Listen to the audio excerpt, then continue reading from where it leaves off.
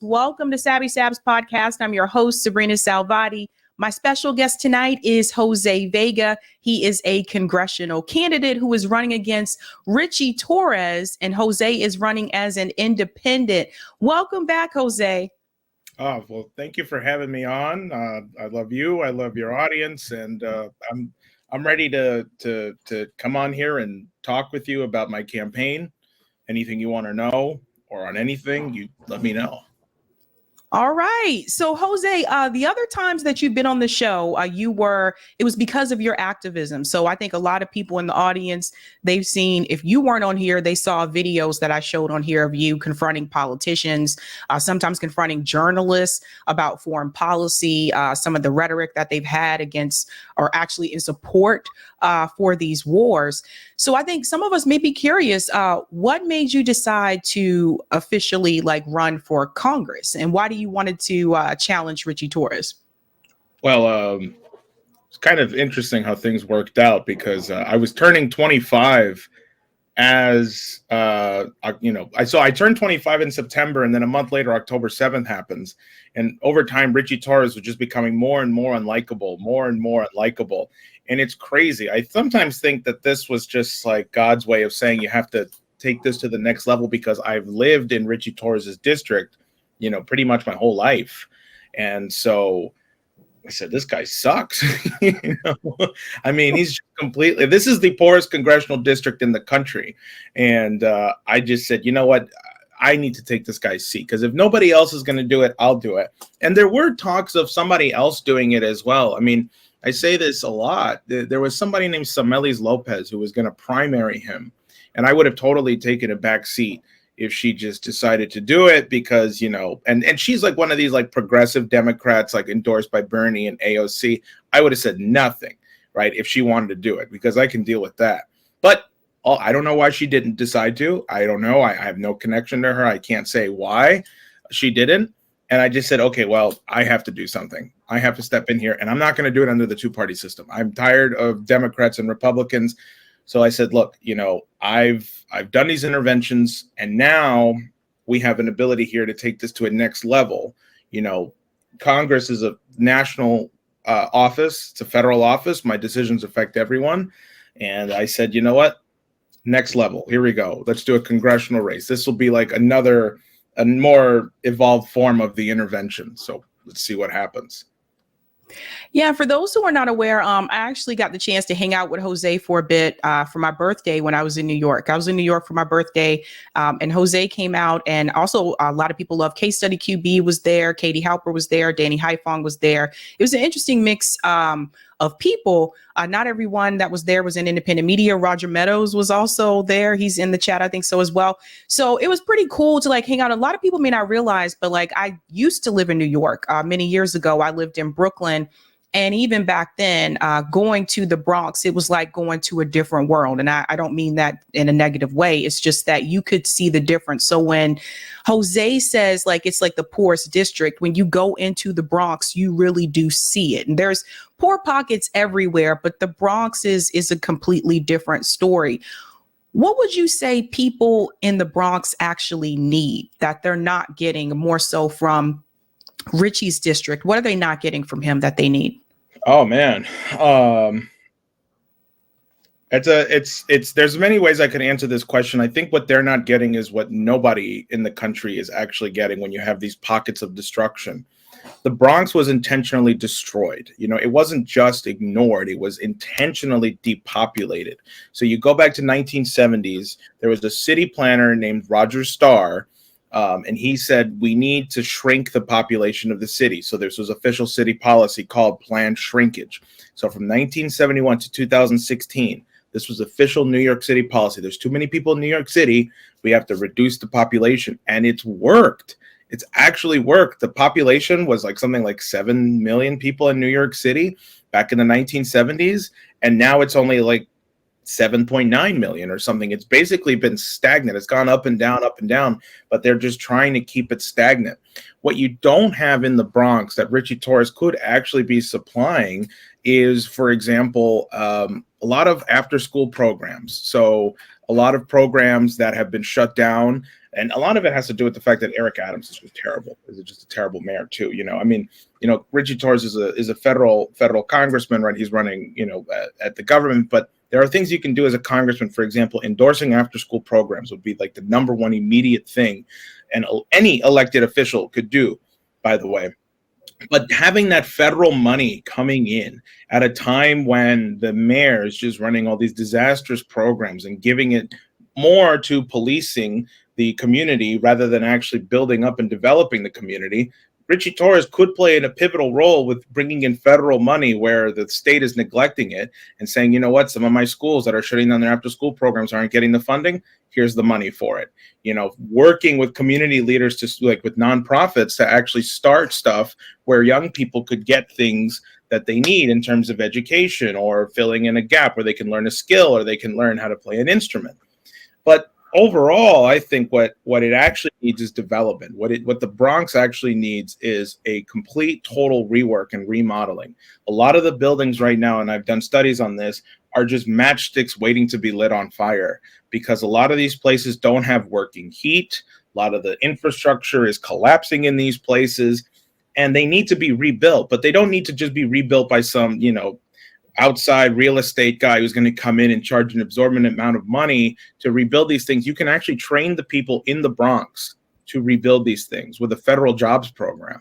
That's what I would do as a congressman, and that's what any congressman of this district should be pushing for, is a federal jobs program with paid training, so that you can say, listen, you see these apartment buildings that you've grown up in, you're going to build them and you're going to rebuild them, and we're going to train you to build it, and you're going to work with the Army Corps of Engineers, and you're going to work with union leaders as well. And you're going to get on the job site training, and you'll be paid to do it. So not only are you rebuilding your community, at the same time you're learning how to build things. You're learning how to be a carpenter, an engineer, an architect, or this and that, right?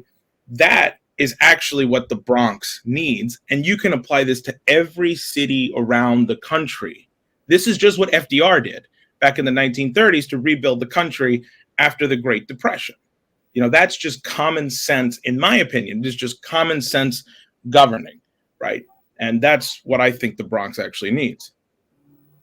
Well, it's interesting too, because Ritchie Torres did run on being some type of champion for the Bronx. Like when he ran for Congress originally, he was quoted in New York Magazine. They said that he was the most progressive candidate, that he was the ideal progressive, and that he checked off all the boxes. I talked about this before on the show. And what I've seen from Ritchie Torres, for the most part, it seems like he fights more for Israel and Israelis than he does for his own constituents. I hardly ever hear Ritchie Torres say anything about the needs that people have in the Bronx, or about like the poverty that they're facing. But I always see him champion out there for Israel. And that's because he is one of the biggest recipients of AIPAC donor money. For those who are not aware, what would your position be on this, Jose? Because a lot of politicians in Congress are in line with AIPAC or the Israeli lobby in some way, shape, form. They do take money from them. They go to conventions like AIPAC conventions, etc. So they would target you. They would come to you and approach you the same way they approached Ritchie Torres. How would you resist that type of pressure? And what would you do in reference to this position about Israel? Well, I think for one, to resist that kind of pressure is by not running as a Democrat or in the two-party system. To be honest with you, Sabby, I think I've got a responsibility now to, your audience, to the people who have supported me, to the people who have gotten me to the kind of profile that I have now. That's who I feel responsible to. And that responsibility is just to always stay true and tell the truth.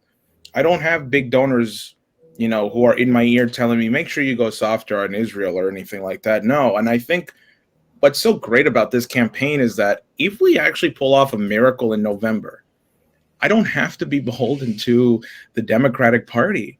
I'm not going into power by, playing the establishment game and getting involved with this person and that person who's going to want something in return. And what is the price of doing that, of getting elected in like the Jamal Bowman AOC way, right? Where they're, champions of progressives. Yes, but they still ran in the two-party system. Look at Jamal Bowman, right? They are proving a point that it's like, you want to have your own thoughts and opinions? Yeah, no, we're gonna have to get you out, buddy. And now he's being spent out 10-1. So he's, AIPAC is spending $10 million in ads against Jamal Bowman to support George Latimer right now. But if that was me in that position, I don't care nobody would. I don't care. I don't have to think about what I have to say before I say it, because I'm just running on principle and I'm running on truth and what I believe to be true. Whereas Jamal Bowman has to kind of tiptoe the line. He has to condemn October 7th. He has to condemn Hamas. He has to do the whole song and dance, to try and appease his voters here and there. And so they're milk toast. And that's why I think I can resist the pressure, because the establishment doesn't have anything I want. What I want is a better country for everyone. What I want is a better world for everyone, one where we're not spending trillions of dollars on war or giving it to Israel or giving it to this one and that one, but we're actually spending it here at home, rebuilding that we need to rebuild and bringing our infrastructure to modern day standards. So obviously you're running as an independent, but they would still approach you too. But let's say they didn't approach you this time around, and let's say that you did win, that you did beat Ritchie Torres and you're in Congress. Once you are in Congress, they would approach you. They would come to you. So how would you resist that pressure? Because just because you're not a part of the two-party system, that doesn't mean that they're still not going to approach you. Well, that's true. And that's honestly a kind of a test that I'm going to have to find out once I'm in there. And I think the responsibility is on my constituents as much as it is on me. But honestly, it's also on you and the people who support me, like Door, people who have big platforms. Look, everybody, people in the chat right now are saying they support me. They don't want me to sell out like AOC. I can tell you up and down right now, I'm not going to sell out like AOC and Bernie. Now, you're right. I am going to be in that position and there will be temptations. But I've always said this too. The strongest thing about me seems to be the most controversial thing about me, which is the fact that I've been associated with the LaRouche organization, right? So, you have this organization called the LaRouche Organization and the Schiller Institute and Lyndon LaRouche. Why is that the strongest thing about me? Because when you Google his name, when you Google, all these kinds of things, you get, he was a CIA infiltrator, he was a spook, he was beating up communists, this and that, right? When I launched this campaign, I could have very easily said, I'm disassociating with this group because of the negative connotations, and I am truly going to be going my own way. But see, that's not honest, right? I don't want to come from a place of dishonesty because I know what I am and I know what this organization is. And the reason why those slanders exist of the LaRouche organization and of Lyndon LaRouche is because they didn't sell out. And because they didn't sell out, the price of it was this kind of like, branding that was burned onto their forehead of being called all these kinds of things. If people just took a second to realize that George H. Bush put Lyndon LaRouche in jail, as did Henry Kissinger. Henry Kissinger and George Bush were writing letters back and forth about how we're going to put Lyndon LaRouche in jail and how we're going to slander him so that nobody trusts this guy anymore. But I saw right through that. And it's that organization that will keep me honest and will keep my integrity going. So I understand that once I'm in there, we'll see what happens. I can commit right now to probably coming on not just your show, any platform that'll have me, maybe twice a month to do a briefing. And then if that starts to slip, you start calling me out on it. I mean, think about it. Look, I'm building my support and base right now, purely grassroots. And in the way in which people are giving me that power now, that's the kind of strength that you can just easily take that away. So if we somehow win, the power that got me in is the same power that's going to get me out because it won't be there the second time around. So I don't know. I guess maybe that's the best answer I could give. I think it's just one of these things where I don't know if I can answer a hypothetical, because if I don't even know if I'll get in there, I don't put that chance very high, but I don't rule it out either. Well, I think what people would want to hear you say is that if you are presented with those offers from AIPAC or the Israeli lobby, that you would not take that money. You would not take their donations. Yeah. No, of course I wouldn't take their, but see that to me, yes, of course I would not take AIPAC money. I would not take big donor money. But the question is, how do I get people to believe me when I say that? That's the kind of struggle that I'm facing. Like, I can tell you right now, I will make a pledge not to take AIPAC money. But we've seen politicians do stuff like that. I think, and you talked about this on Brianna's show when she was still on the Hill, about how AOC was never going to donate to the DNCCC, and then she did end up doing it, right? You know, and so that was a complete total sellout, right? And I think that's why it's so important that I run this campaign the way I am now, which is just purely grassroots, no establishment ties whatsoever, so that the power structure that's putting me in is composed of the same power structure that could easily yank it away. So I want to pivot a little bit, actually go a little bit deeper into foreign policy. So if you were in Congress right now, a lot of congressmen, they are passing bills to give more weapons and aid to Israel. How would you vote on that legislation? Oh, I would not send a fucking dime to Israel. I would probably I would not send it. I would probably pull a fire alarm, okay, to stop that vote from going through. Okay, that's Jamal Bowman. I would do it, Jamal Bowman, and I would be proud of it. I would say, yeah, I pulled that damn fire alarm because we're about to do a stupid thing. We're about to send trillions of dollars to kill people. So yeah, I got to get everyone out of there. I mean, I would do stuff like that. That's what I would do. So yeah. Okay, and in reference to Israel and Gaza, so obviously right now this is one of the biggest disasters that's happening in the world. Where do you stand on this particular issue? So there are some people that believe that a two-state solution is the right path forward. I do not believe that. I haven't believed that for, I would say, the past 3 years. There have been people that have educated me about that issue 3 years ago. Where do you stand on that? Do you believe in a two-state solution? Do you believe in Israel's right to exist? First of all, I don't believe any country has a quote unquote right to exist. If Israel has a right to exist, so does Palestine. Okay. Let me just make that very clear. Israel should not have been created. FDR, when he was first confronted with the issue of there being an Israeli state at where it is presently, he said, don't do that because you're just going to piss off all the people in the region.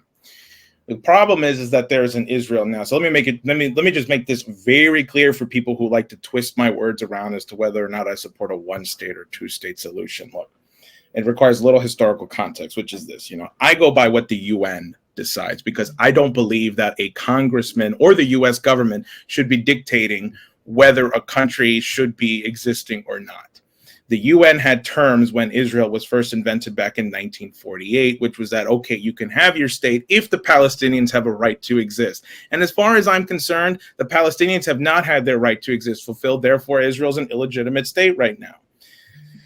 Okay, so could a two-state solution have worked? Maybe in 2006, or maybe even during Arafat's rule. But at this point right now, no, I don't think so. I genuinely don't think so. But frankly, if the UN decides that there should be a two-state solution, I'm going to go by that. And that is the current international law.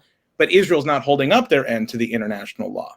So what I propose, and this is one of my policy proposals for Israel and Gaza, is that the region as a whole needs to be developed. Because when you look at both of these countries, I believe both countries are living under the UN standard for what is a developed world. So 400 gallons of water per person is considered to be a developed nation.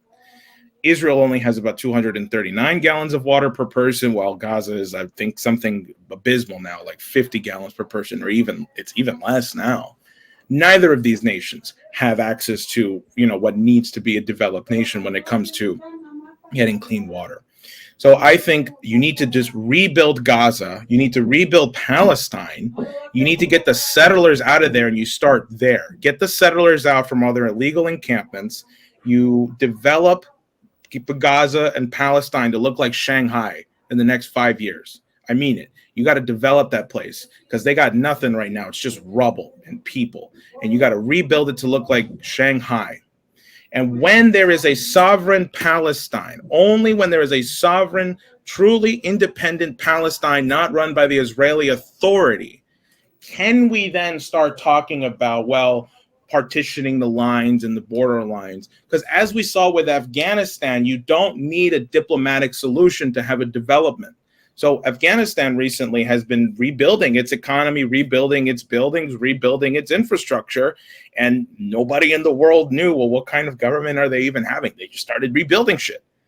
And only now are they having a diplomatic solution while they were rebuilding their infrastructure. So my immediate plan, if I were to go into Congress, to make this even clear, is to call for a sovereign, independent Palestine with a worldwide reconstruction effort of Gaza, the West Bank, and actually probably reduce the size of Israel and see what the UN wants from there.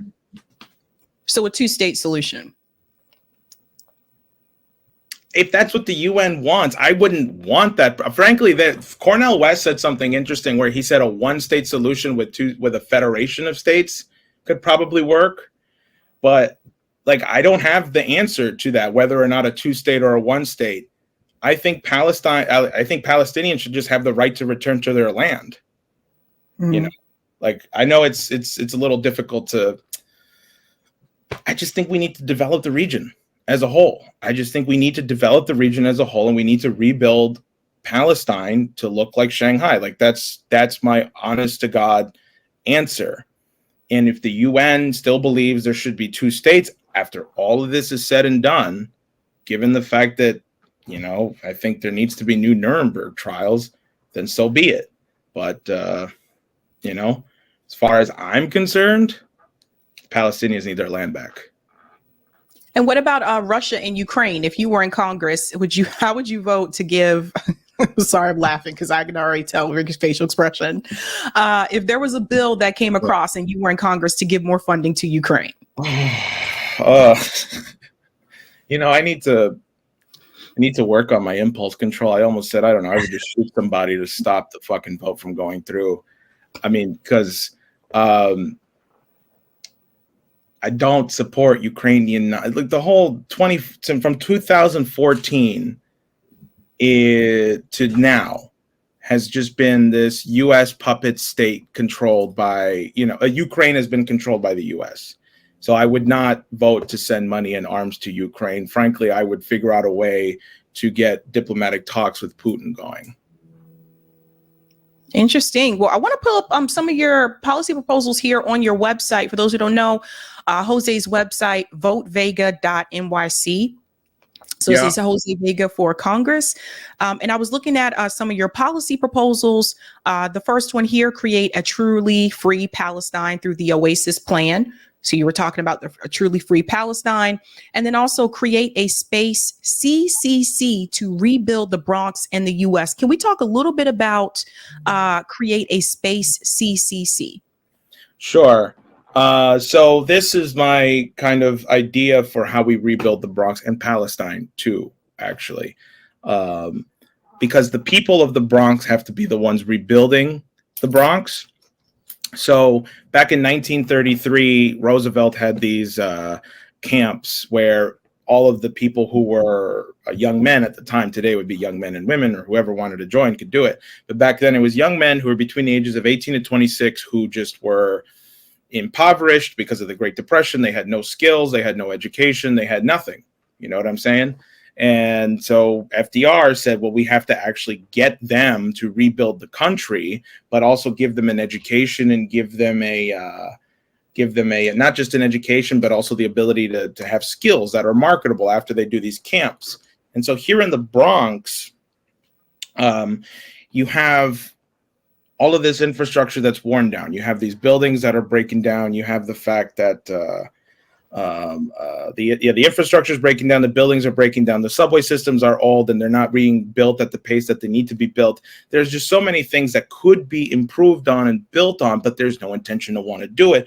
And if you try to bring in outside people to do it, they only make it for themselves. This is how we see gentrification happening. This is how we see outside real estate developers coming in and making quote unquote affordable housing for outsiders, not for the people in here. So the idea would be to revive this federal program, the CCC, so that anybody who goes through this program, which today would be called the Civilian Construction Corps, back then it was called the Civilian Conservation Corps. And as a result of those camps, a lot of the infrastructure we have today, a lot of the parks, the national parks, were built off of that program.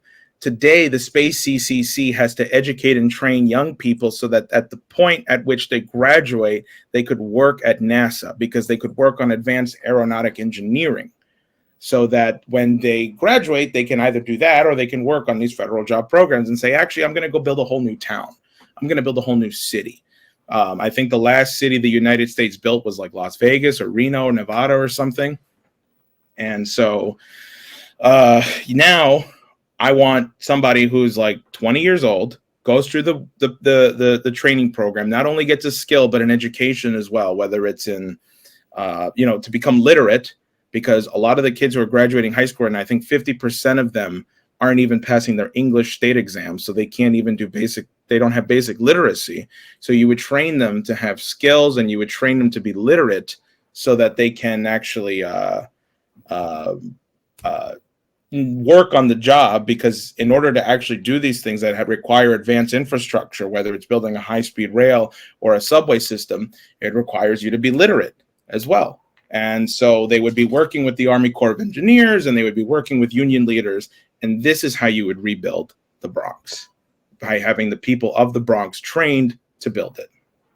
I like that idea. I mean, I think it's long overdue, and I think it's sad that we have to go all the way back to like FDR to see when these things were done. I want to continue on with domestic policies. I want to start with healthcare.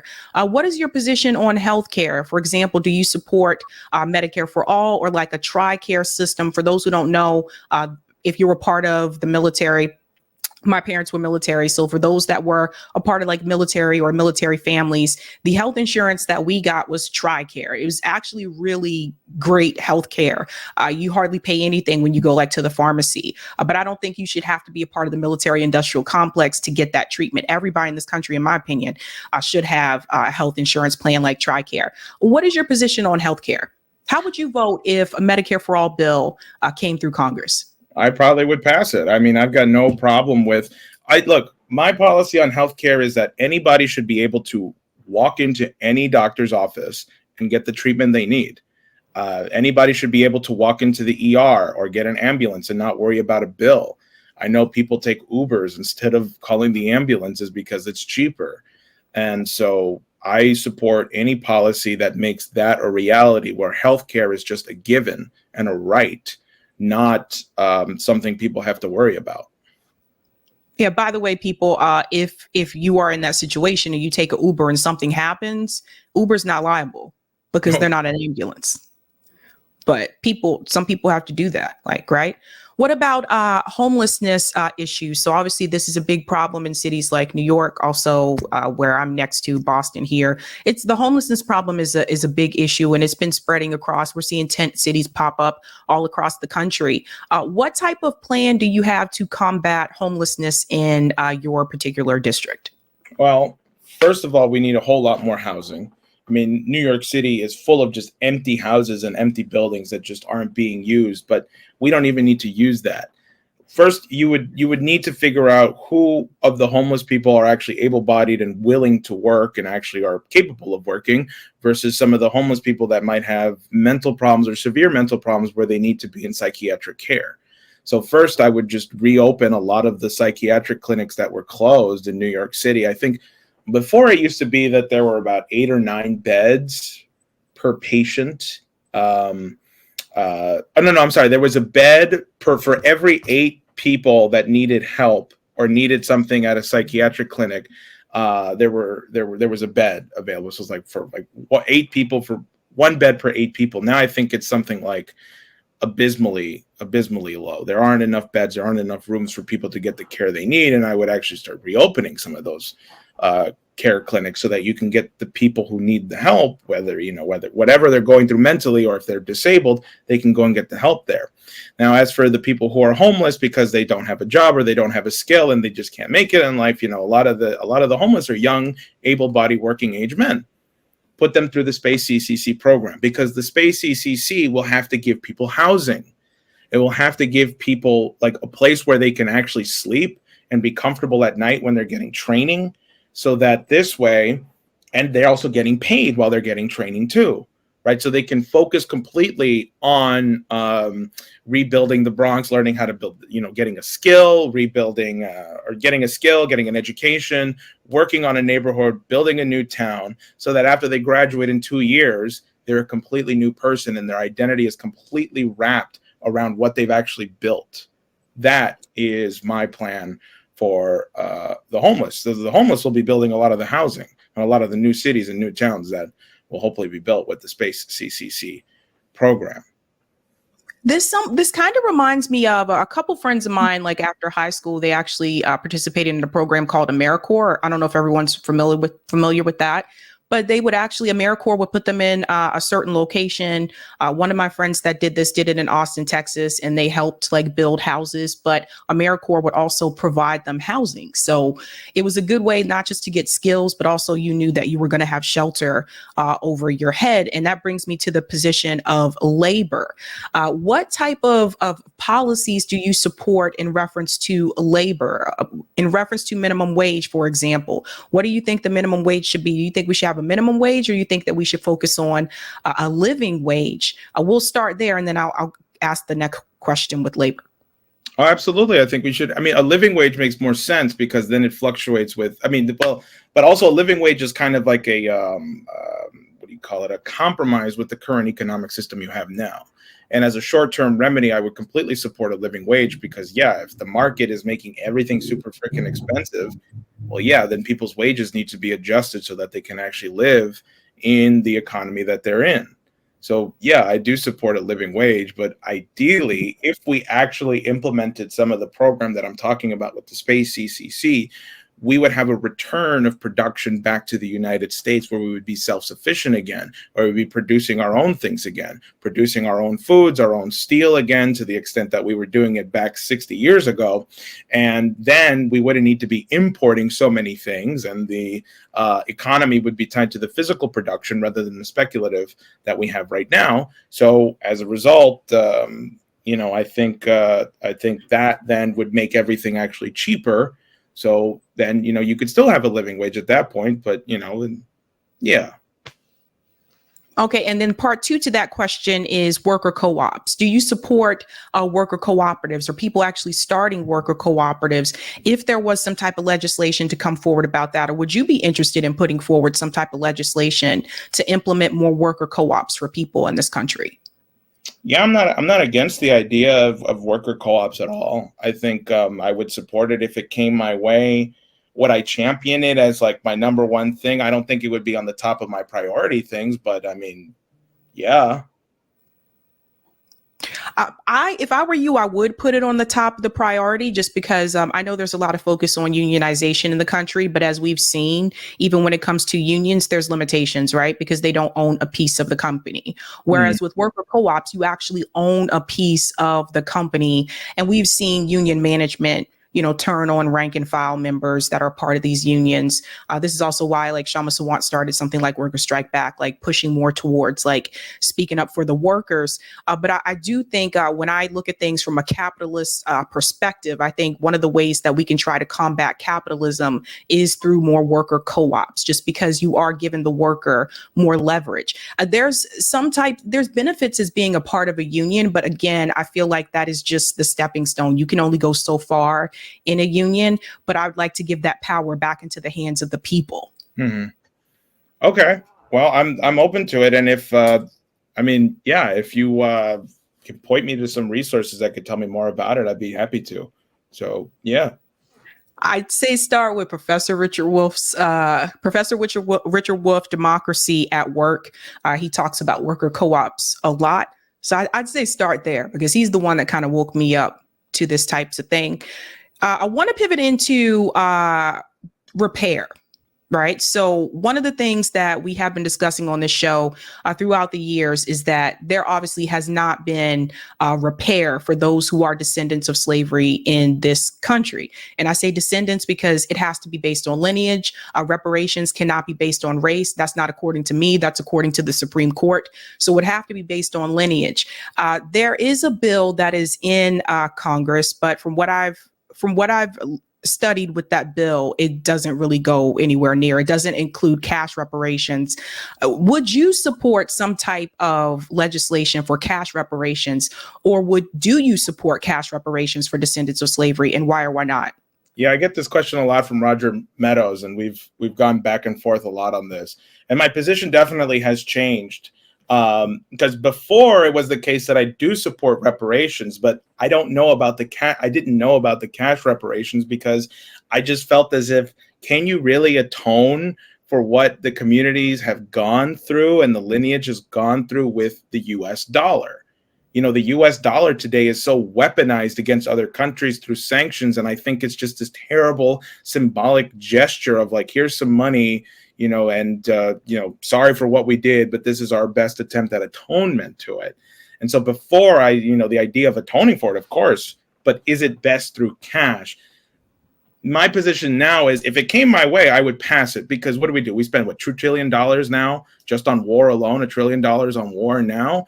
I would rather that money go to the descendants of people who were slaves.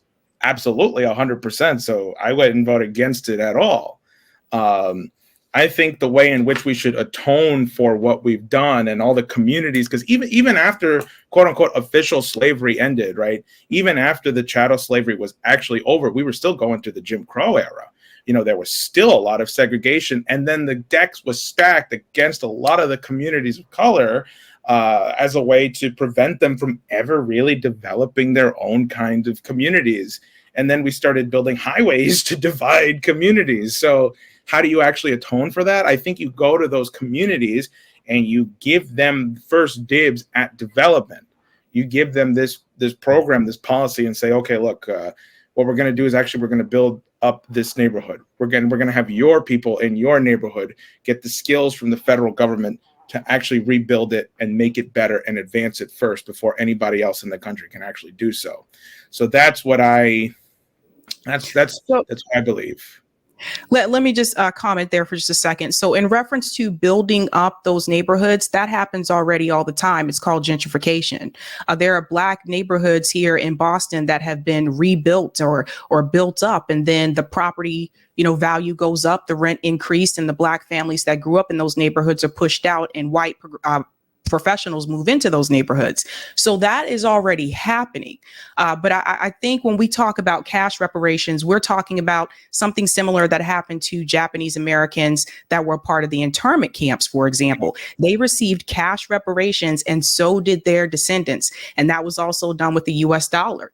We just saw Kathy Hochul, you know, advocate for sending more reparations to Holocaust survivors through cash payments. Again, that'll be done with the US dollar. So the reason why I continue to push this is because I get a lot of excuses is about why this can't be done in reference to cash reparations, but it's been done for other groups. And so I don't think that as someone who is a descendant of slavery, I don't think that my people should sell their self short because of all these other, I guess, issues that are coming up now that weren't a problem before. Does that make sense?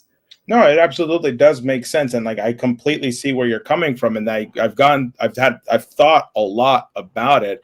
And that's why if, for example, if you and other people were lobbying in my congressional office and you said you wanted me to put forward this bill, be happy to do it because I'm not against it at all. And maybe even we can even, actually, I'll just stop there. I'm not against it. I'll put it that way, and I'll be happy, and I'll say, look, a lot of my constituency, a lot of my supporters want this to go through. I see where they're coming from, and frankly, I think we are spending too much money on things that don't matter. Maybe the money should come back into the pockets of people who deserve it or who need it. So, yeah. But is that something that you would put as one of your policy proposals? Because a lot of politicians, a lot of people have come onto the show and they say they're for something, but they don't have it as a policy proposal. How about I commit to writing? How about you? Well, I know Roger sent me something, but why I would commit to having a back and forth about it. Like, for example, you write something and then I'll have my policy director look at it, rewrite it, send it back to you until we actually figure something out that would be useful, or at least something that. Yeah, I think the best thing to do is to start with the data. And Dr. Sandy Darity actually provided that data. He wrote a book about it called From Here to Equality. And in that book, he lays out all the data and he explains why all these other ideas that people have about like baby bonds and even canceling student loan debt still would not atone for that when you look at the actual dollar amount. So I would say start with the research from Dr. Sandy Darity. And of course, like I would be willing to talk to you about this behind the scenes. I just think I know that some voters are a single issue voter. And there's one thing in particular that they're looking for. And if they look at a platform and they see that that one thing isn't there, then they'll just tune out. Does that make sense? And you know, people like that too. Like there's some people where if they feel like their issue may be the pandemic, right? So if they don't see anything in reference to how would this candidate react if we had another pandemic, they don't see anything about that, then they may tune out as well. Absolutely. I hear what you're saying. And actually, I kind of wanted to ask you then, therefore, what is the most effective thing that I could do if I were actually elected in the Congress? Because let's be honest, let's say I win. Am I going to get on any committees? No. Are they going to actually try and listen to any of the policies or any bills I put forward? Are those going to get past any of the committee stages? Probably not. Right? I would be an outlier. I would be the one congressman at which nobody would want to work with. And I wouldn't try and work with, like, I'm just going to be straightforward with you. I don't think I would try and go into the Congress and say, okay, well, I'm going to try and compromise with Marjorie Taylor Greene and I'm going to try and compromise with AOC. I'm not going to do that shit because they are all terrible. Thomas Massey might be one of the only people I kind of trust right now. But frankly, they're all terrible. They don't have AIPAC handlers. I think, and you tell me what you think, I think the most effective thing for me to do is to just go in there and start telling the truth about things. Just basically intervening in the way I've done on these town halls in the Congress and telling the truth. Because I think that's probably the most effective thing. And if I were to win, then focus on getting other independent candidates, no matter what they believe, putting them in there as well around the country. Because I've said this publicly lots of times that if Angela McArdle wanted to run for Senate, she's a libertarian. I don't agree with libertarians on almost anything, but she's motivated by this idea that she wants to have her kids to have a better future than she does. Well, I support that. And she wants to be an independent candidate, then yeah, I think I would help get her elected too. But what do you think? So just a little bit of advice that I'll give you. And I'm telling you this because again, I really want you to do well. So I'm just telling you this, two things. The first thing is never, especially to an audience, like never kind of admit that like, well, I'm just one person. What am I going to be able to do? Because when you say things like that, then it can make people ask the question, well, then why is he running? Right? Because what I don't want to happen is I don't want you to have this campaign where it's like, I am not Ritchie Torres, so vote for me. You have to give people a reason to vote for you other than you're not Ritchie Torres. So all of those questions that I just asked you about domestic policy. So when we look at your website, I see two policy proposals, the one about truly free Palestine. Again, I think that's great. And the one here about the triple C, which I also think is very great. But as it stands right now, these are the only two policies that I see on your website. And the reality is most voters in America are going to be focused on domestic policies. What are you going to be able to do for us, those of us right here in your district? And right now, the only domestic policy that I see on the website is the triple C. So my advice to you, all the things I just asked you about healthcare, about reparations, about labor, living wage, worker co-ops, those types of things, the answers that you gave me, I would put that on the policy proposal page on your website. And I'm saying this again to help you because I do think like you have a powerful voice, Jose. I mean, I've seen you confront a lot of people. So I know you have a powerful voice and I think that you do have like a good heart and you really do want to, go hard at this. I want you to do well. So I'm telling you this because that way, when people pull up that page and they see the policy proposals, they say, oh, this is where he stands on healthcare. This is where he stands on that. They don't have to second guess and wonder. But I think if you were to do that, if you were to put on your website where you stand when it comes comes to the other domestic issues, which a lot of people are going to want to know, particularly when it comes to something like healthcare. If you put that on your website, I think that'll help you out a lot. And again, like, don't second guess yourself. Don't say like, I'm one person. What am I going to be able to do? Don't do that. Like, you have to believe in yourself, because there are going to be people waiting in there to tear you down, right? Like, people tear down all the squads that went into Congress, right? They faced a lot of criticism from Democrat leadership and from on the Republican side. And we watched them cave to that. So, but don't go in there. You have to be your biggest cheerleader, right? Like, I don't agree with Thomas Massie on probably a lot of things, a lot of issues.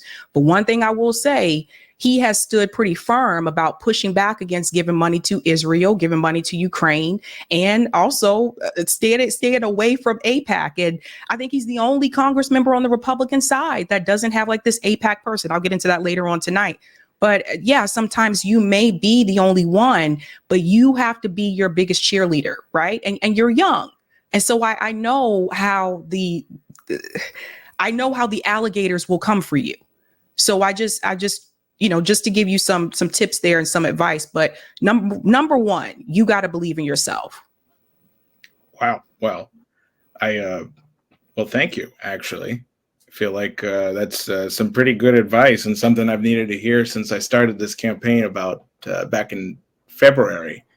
So, and I also appreciate the fact that I'm on here and we can have this transparent discussion, because it is something that I'm trying to work on myself.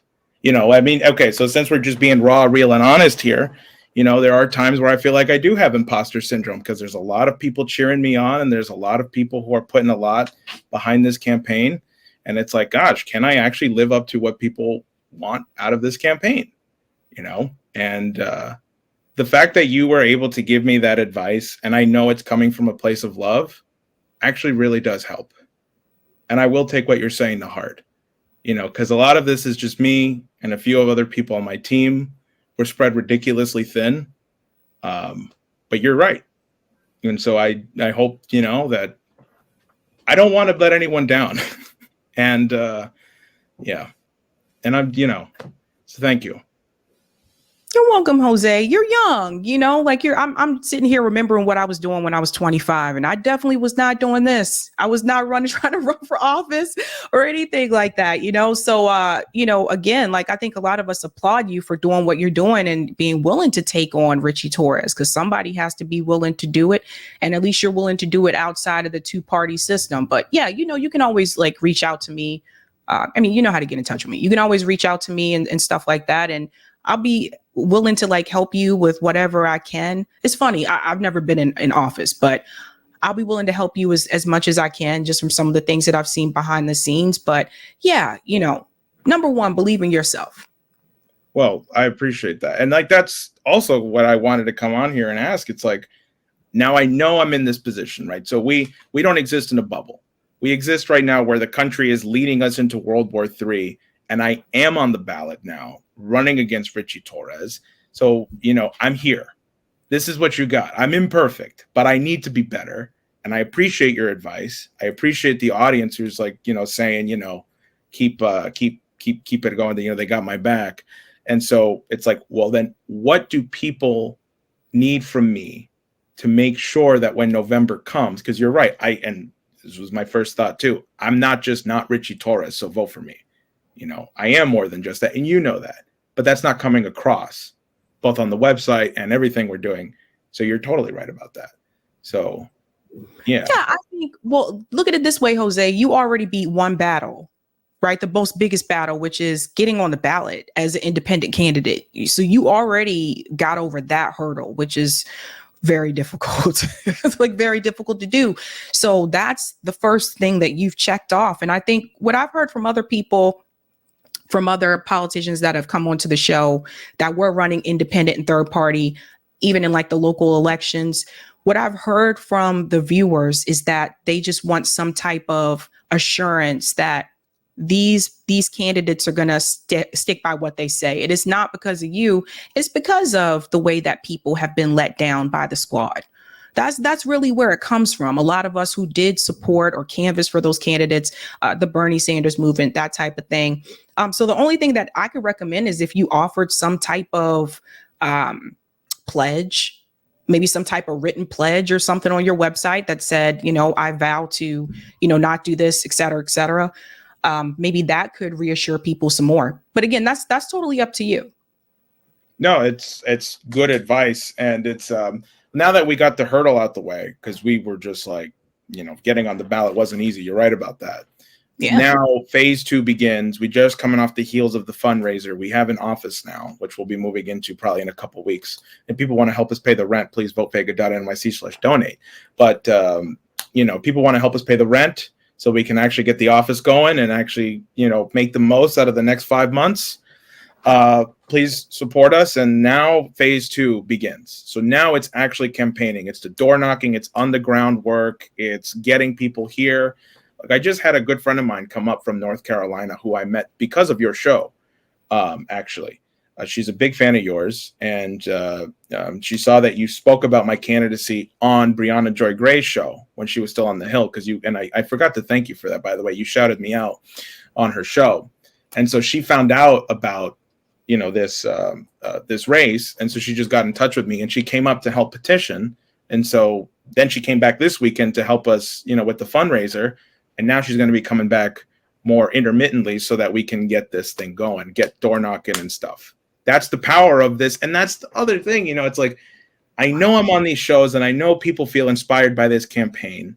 So I need to be whatever I need to be to make sure that we can get Ritchie Torres out in November, but also be something great for the country. And that's coming from everyone. So. Yeah. Awesome. And one more for you, Jose, before you go, because I know I went over your time. Gabo, where do we donate? She's asking. VoteVega.nyc. You just go there. You'll see there's 3 buttons there: donate, volunteer, and policy, which will be filled up by probably in a few days. So hopefully we'll have that. But Vote Vega, there you go. And then you just press that donate button and you can donate whatever you can. So please do so. And if you can't donate your money, but you want to donate your time, hit the volunteer button as well. Whatever. Or just sharing us on social media helps too. So thank you. Awesome. Eric, when you get a chance, can you put the link to Jose's website in the chat for people as well? Jose, thank you so much and good luck. Thank you. Thank you. Thank you. Actually, thank you. I feel a lot better being transparent and open and honest because thank you. You're welcome. Thank you so much. Bye. All right. All right. That was Jose Vega, guys. He is running against Ritchie Torres. He's running as an independent outside of that 2-party system. Jose, and then I believe Eric will put the link to his website in the chat so you can follow Jose's campaign there as well. Plus, Jose's going on to other shows as well. And also, if you're watching this and you are a commentator, if you haven't brought Jose on, it would be good to bring him onto your show as well. Awesome. Thank you so much, Eric. Jose Vega's site is right there. All right. Great stuff, folks.